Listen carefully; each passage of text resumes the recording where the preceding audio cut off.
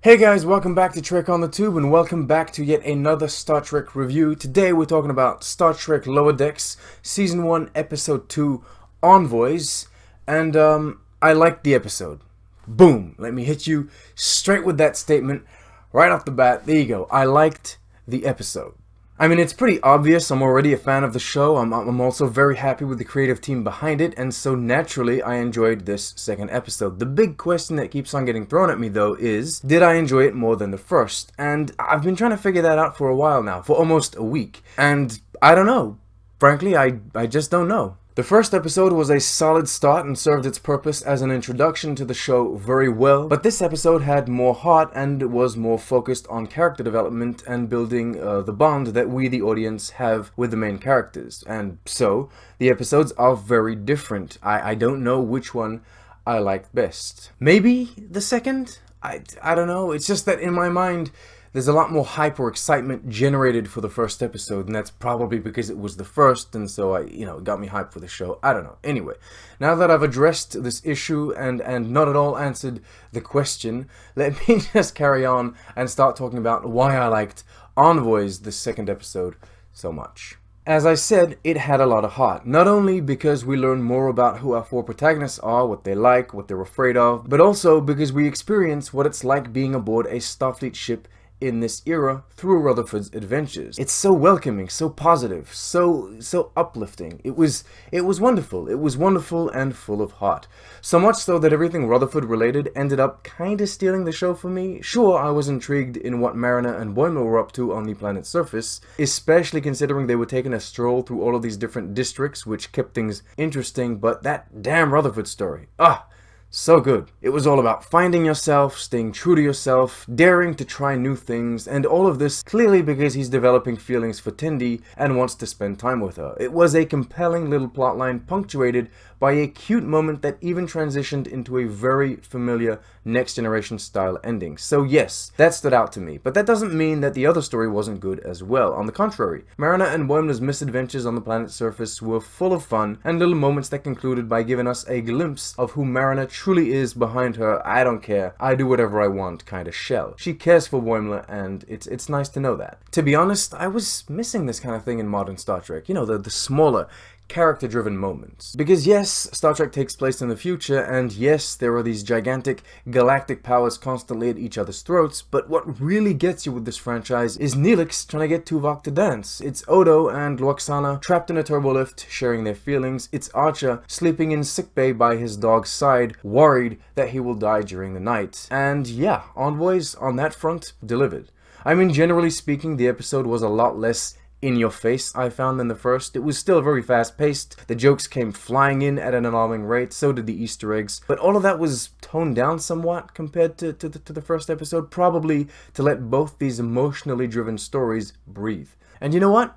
I felt for Boimler. You know, when he was having his breakdown on the planet's surface, truly, I felt for him. I also hated him when he was making fun of Mariner in the bar, but I guess she can take it, she's tough. Moving on to some of the more technical aspects of it all, the animation is still beautiful. I don't know if I'll repeat it in every video I make about the show, but as of now, I am still compelled to say it. So yeah, the show looks great. I love the style, I love the colors, I love how smooth everything is, I love how textured everything feels. Even if there are no textures, you get what I mean. What's shiny really shines, etc. The voice acting is impeccable, and goddamn, no, not you, Bob. No. Anyway, goddamn, Eugene Cordero is doing a great job with Rutherford. His voice, his intonations are spot on. The directing is also praiseworthy because even if the whole thing is animated, every shot, every scene, every moment feels grounded nonetheless, with only the occasional exaggeration clearly added for comedic effect. There are some things I didn't like, of course, the Starfleet officer cursing at the end of the episode. Engineering seems a little too big in my opinion, and I don't know about all these extra tubes coming out the warp core. There was a mention of Section 31, which I wasn't too fond of also, even if I found the speed walking hilarious. But here's the thing, these are not big complaints, they're just stray observations. And as a generally speaking pretty critical kind of guy, I have those for everything that I watch, even the things I love, especially the things that I love. What's nice about Lower Decks, at least so far, is that I don't have anxiety going into each episode thinking, oh my god, what are they gonna do this time? Are they gonna invent a magical spore drive that makes no sense because it can teleport you anywhere, anytime in an instant, and is never mentioned again for no reason? Are they gonna introduce a universe-obliterating cybernetic villain and not destroy it, leaving it to eventually just come back and finish the job someday? No, no, no, they're not gonna do that. They're not going to do that. They're just going to give us a Klingon with an eye patch that's going to steal a shuttle, and it's not going to completely disrupt the entire continuity of the universe, and I like that. It's relaxing. It's nice. Speaking of continuity, I loved the Ferengi and how the episode managed to both make fun of those very first Ferengi we ever saw in Star Trek, with the crouching and the beady eyes and the ridiculous way of speaking, humans, you know, the hand gestures and everything, and also gave us the very serious, more realistic Ferengi we've all come to know and love from Deep Space Nine. Yes, they're still about profit, but they're well-dressed, well-spoken, civilized, you know, speaking from a culturally human standpoint, that is. And that's about it. I didn't mention the little teaser opening we got with the space being, you know, the ball of energy. I don't really know what to say about it, but I like the fact we might get to see these little tags or mini-stories that don't relate to the episode in any way before every episode, but this wasn't necessarily the best they could have come up with, I suppose. Some people had complaints about its credibility within the Star Trek universe, you know, how the officers didn't even report the incident. I don't know. I didn't think much of it. Conclusion, Envoys was a good episode, a fun episode. Lower Decks, as it stands, is Star Trek I enjoy, and that I'm looking forward to seeing each week. It's well made, well written. This episode specifically, as we said earlier, had a lot of heart and attention to detail. Notice how we follow a very eccentric group of characters, but the rest of the crew just go about their business, being more traditional Starfleet officers. I like that contrast. Anyway, those were my thoughts, those were my opinions. Thank you so much for listening to them. Do you agree? Do you disagree? It is now time to move on to the Easter eggs and references part of the video. Just like last time, there's a whole lot, so I'll do my best to not miss any, and I'll also try to do them in the best order I can manage. Here goes. Species. This is a Ferengi, and this is the same Ferengi, but he was acting very different in his two appearances. We kind of just touched on this, but I can explain a little more as to why that is. To put things as simply as possible, when the Ferengi were introduced into the franchise, they resembled how Quimp here was pretending to be when he was on the planet's surface. They would kind of crouch around, hiss, they didn't seem to be very bright, and for a long time after that first introduction, they weren't featured much in the franchise because, well, frankly, they came across as kind of ridiculous. Now, when Deep Space Nine came along, things changed. A Ferengi was introduced as part of the main cast, and contrarily to what you'd expect, he was actually very bright.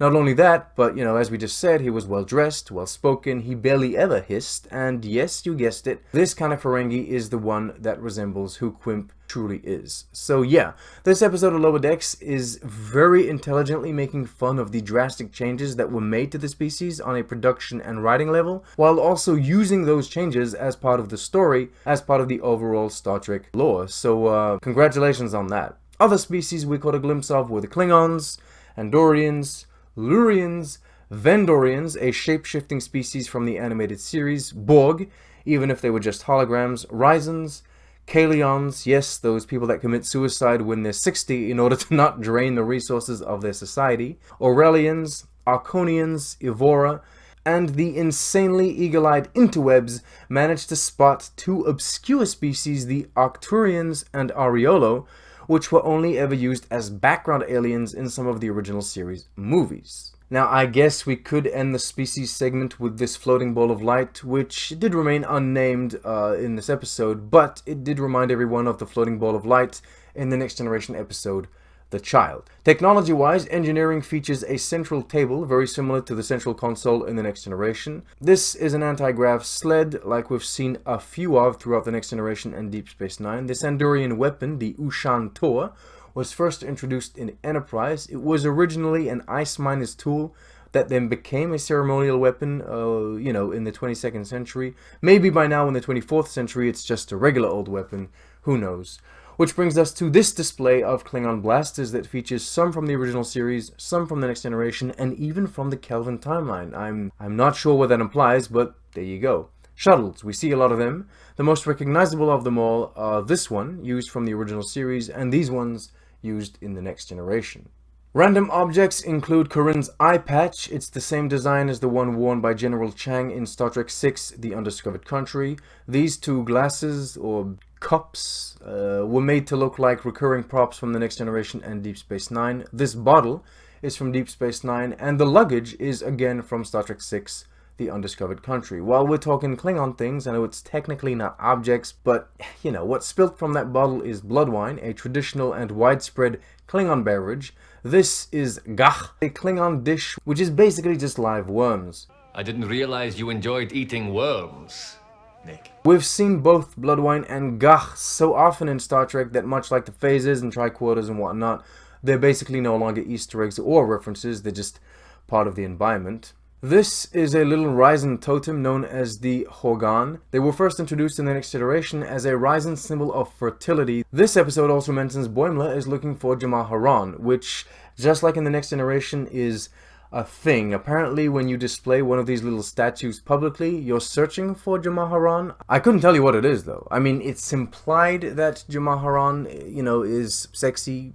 kinky kind of activities, but it's never been explicitly explained on screen. I am curious though, how many of you guys have ever been to the Star Trek cruise, and are there people in the Trekkie community just lying out there on their chair on the deck of the ship with a little statue seeking Nyaaaah? I wonder if Trekkies do that. Anyway, moving on. In the department of Easter eggs or references that are only spoken, we get the Janeway Protocol. I don't know what the hell that is, but it's clearly a reference to, well, you know, Captain Janeway from Voyager. Boimler mentions Section 31, which is supposed to be a highly secretive organization that deals in ethically and morally debatable solutions. He also talks about the Khitomer Accords, which is the peace treaty signed between the Federation and the Klingon Empire at the end of, you guessed it, The Undiscovered Country.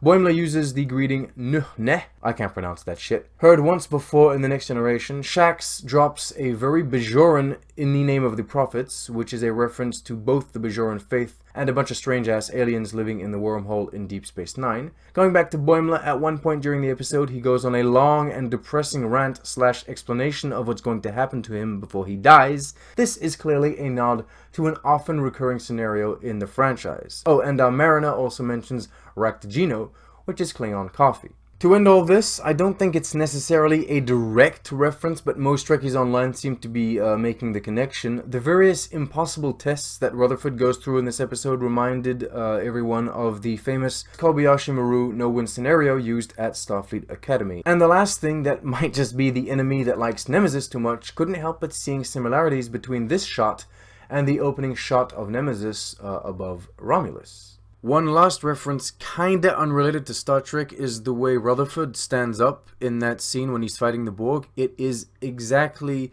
the same as when the main character in the movie Upgrade gets up. Some of you might think it's a bit far-fetched, but I don't think so, especially considering that little independent sci-fi movie was quite interesting, and that fight scene was very well directed and quite unique.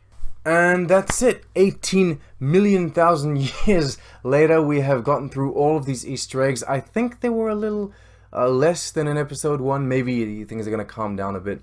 And just to give you an indication, I will probably eventually stop mentioning races that we've seen multiple times in the show. Like if Andorians come back every 2 episodes, then I'll just stop mentioning them, etc. Alright, there you go.